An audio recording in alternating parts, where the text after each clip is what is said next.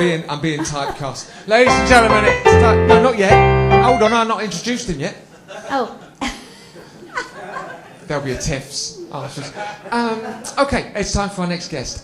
He's been to the Edinburgh Festival year after year after year, and a splendid man. We had him on the show last year, and he was superb with his Village Fate. Would you please welcome Andrew Bird?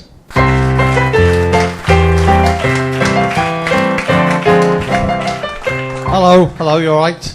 Wow, it's a stage invasion right at the start. Hello everyone, nice to see you, alright?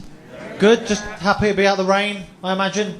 It's hard going, isn't it, trying to get around Edinburgh where everyone's got umbrellas on the pavements. There's kind of an umbrella right of way, isn't there? If it's lower, you've got to go higher or to the side. Everyone's sort of bobbing a lot. From an aerial view, Edinburgh would look like a massive game of Pac-Man. It's well done though, because it's a hard day at the Edinburgh Festival, seeing shows and stuff, and it's expensive, isn't it? We're all skint. Don't know why we're skint. We just know we're skint, don't we? We don't really understand it. When the credit crunch started, the whole of Britain just sort of went, "Be all right, wouldn't it?" Probably won't even notice it. Then Woolworths went bust, and we went, "Shit."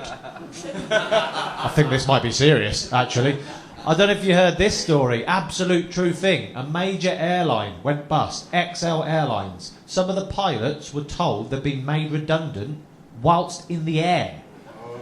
Now, yeah, I've never sacked anyone before, but I know the time and place to sack a pilot, not while he's flying the plane.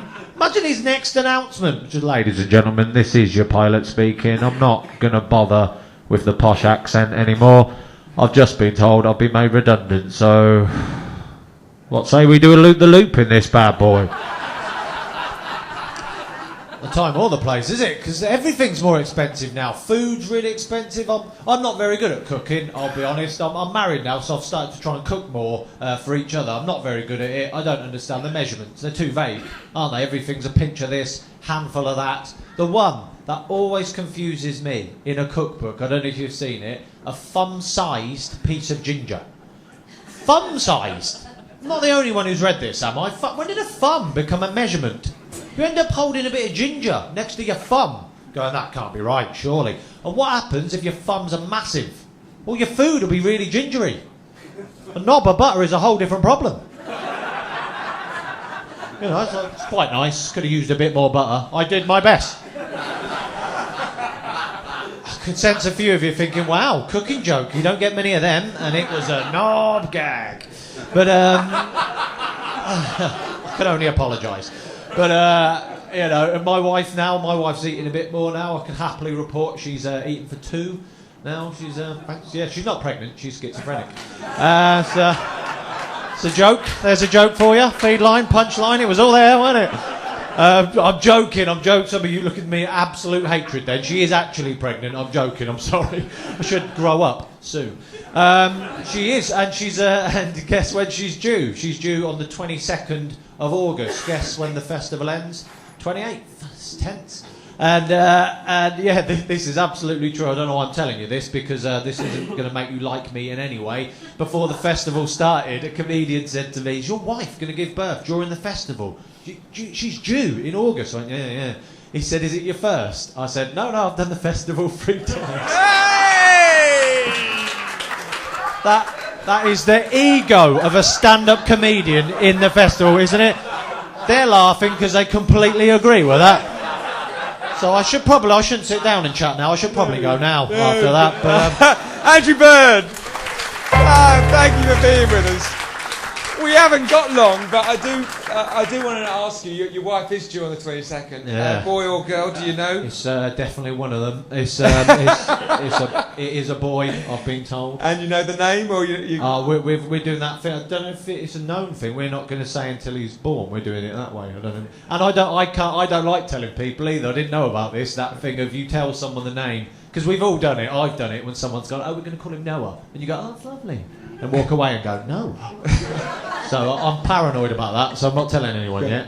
It's not going to be Noah. Anyway. Your show this year it's called Village Fate, and it's about how you can not necessarily, you don't have to live in the action, you don't have to live in urban society. Yeah. Some of the the most crazy things go on in village life. Well, yeah, it's like that. No one knows they're there, so they'll do what they want. But because what happened was, I grew up in the country, surrounded by villages, and my mate asked me to do a charity gig in a village hall. And out of desperation for something to talk about at this gig, I read their village newsletter, and it is filled with some of the most wonderfully eccentric and mundane drivel you have ever read. So my show is about a year in the life of this village from their monthly newsletter. So it's actually a real newsletter. Sorry, Yeah, it's actually a newsletter. Yeah. Okay. Yeah, some when of it I read sounds. the sort of PR that we get on it, I thought, I'd love to go and see this because it just sounds such a nice evening. I can imagine that being very funny because when I was a child, I loved the Dylan Thomas a thing he did about the village. Yeah. And it was very simple, but you can get a lot of real good laughter from that sort of situation. Yeah, there's a lot of funny stuff happens in a village that I don't. It's not intentionally funny, a lot of it, but you don't. It's all proportionate, isn't it? I mean, the urban side of things, like in London, there's riots. What would the village equivalent of a riot be when it really got bad? What would happen? Finding out there's not a raffle. Well, you might laugh. People would kick off in a village. If there's not a raffle, I'm glad you find it funny.